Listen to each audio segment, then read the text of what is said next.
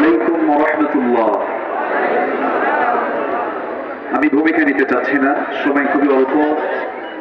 আমি অগ্রজদের সময় করে দেওয়ার সাথে মুখতাসার 1 মিনিটে বিশেষ করার চেষ্টা করছি।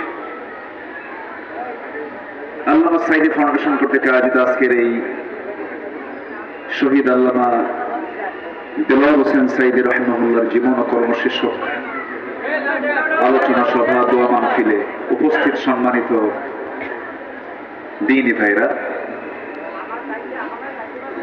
আমি শুধু একটা অতীত টানতে চাচ্ছি। সেটা হলো 2009 সালে আল্লামা সাঈদী রাহিমাহুল্লাহ সর্বশেষ হজ তিনি পালন করেন 2009 সালে। সেই সময় থেকেই ট্রাইব্যুনাল গঠনের পরিকল্পনা, রাষ্ট্রীয় হত্যার মধ্য দিয়ে তাকে কেমনে শেষ করা যায় এই চেষ্টা তারা চালাচ্ছিল। সেই সময় কিন্তু তিনি দেশের বাইরে ছিলেন। তাকে অনেকে পরামর্শ দিয়েছিলেন যে দেশের অবস্থা তো খারাপ, আপনি দেশেই থেকে যান। তাকে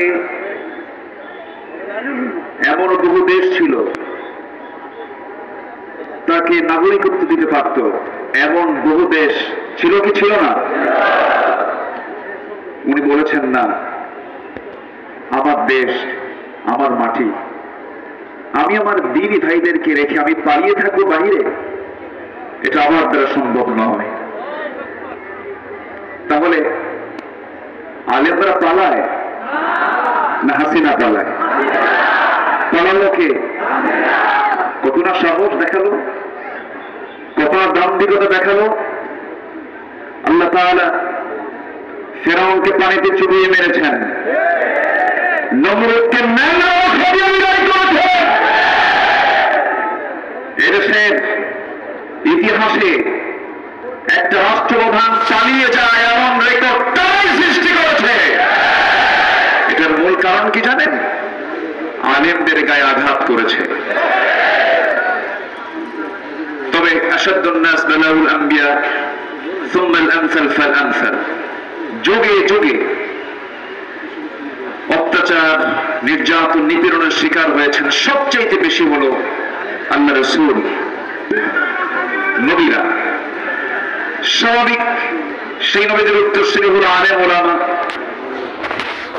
ইমাম আযম আবু হানিফা রাহমাতুল্লাহ আলাইহির শাহাদাত বরণ হয়েছে ৭৭ বয়সে।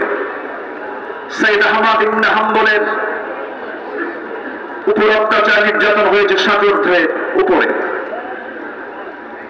আল্লামা সাঈদী রাহিমাহুল্লাহ তাদেরই তিনি যোগ্য উত্তরসূরি ছিলেন। আমরা তার জীবন কর্ম নিয়ে যে কথা বলবো, সময় তো নাই, সময় খুবই অল্প। সবাই দোয়া করবেন আল্লাহ তাআলা যেন তার কবরটাকে জান্নাতের টুকরা বানায় দেন। তিনি ছিলেন মানুষের মনোজগতের এক মুকুটহীন সম্রাট।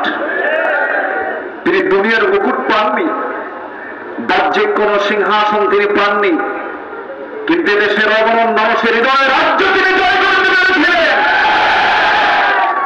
তার রেখে যাওয়া যে আদর্শ,